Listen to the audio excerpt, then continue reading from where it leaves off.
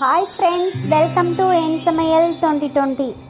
இன்றைக்கி நம்ம சமையலில் ஒரு டேஸ்டான வெண்டைக்காய் சாதம் எப்படி பண்ணுறதுன்னு பார்க்கலாம்.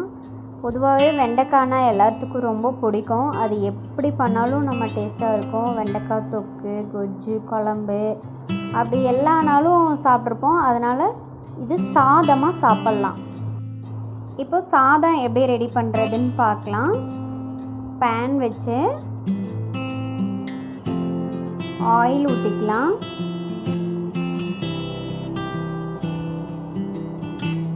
ஆயில் நீங்கள் என்ன ஆயில் யூஸ் பண்ணுறீங்களோ அந்த ஆயில் போட்டுக்கலாம்.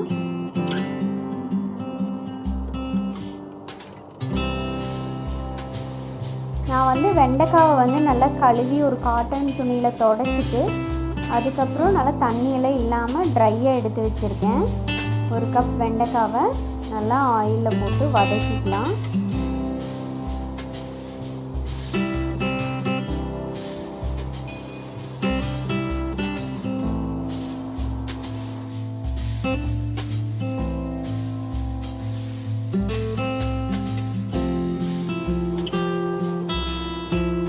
வெண்டைக்காய்க்கு தேவையான அளவு மட்டும் உப்பு போட்டுக்கலாம். வெண்டைக்காய்க்கு தேவையான அளவு மஞ்சள்தூள், ப்ளைன் மிளகாத்தூள் கொஞ்சம் காரத்துக்கும் போட்டுக்கலாம்.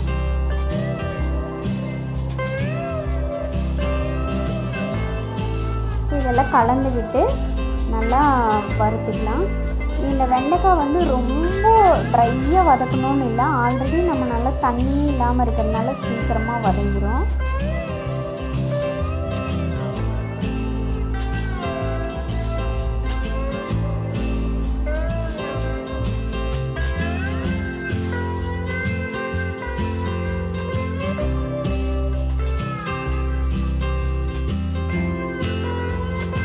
இப்போ வெண்டைக்காய் பவுலுக்கு மாற்றியாச்சு. இந்த எண்ணெயிலே தாளிப்பு வச்சுக்கலாம். கடுகு, உளுந்தம் பருப்பும் போட்டுக்கலாம். நான் கடலை பருப்பு போடுறேன். இந்த கடலை பருப்பு சாதம் சாப்பிடும்போது வாய் கிடைக்கும், நல்லா டேஸ்ட்டாக இருக்கும். நீங்கள் கடலை பருப்பு வேண்டான்னா உளுந்த பருப்பு கூட போட்டுக்கலாம். பெரிய வெங்காயம் கொஞ்சம் பொடியாக நறுக்கினது,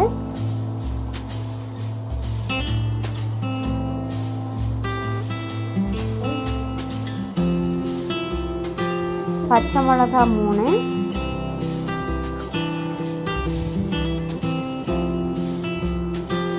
கருவேப்பிலை.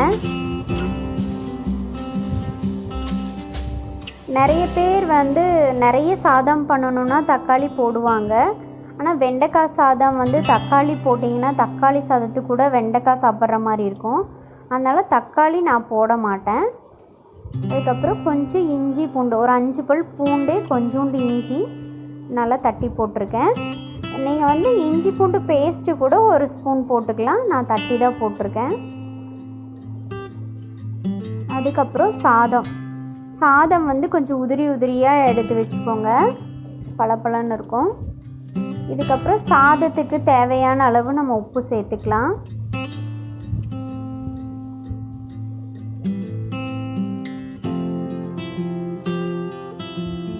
எல்லாம் நல்லா கலந்து விட்டுக்கலாம்.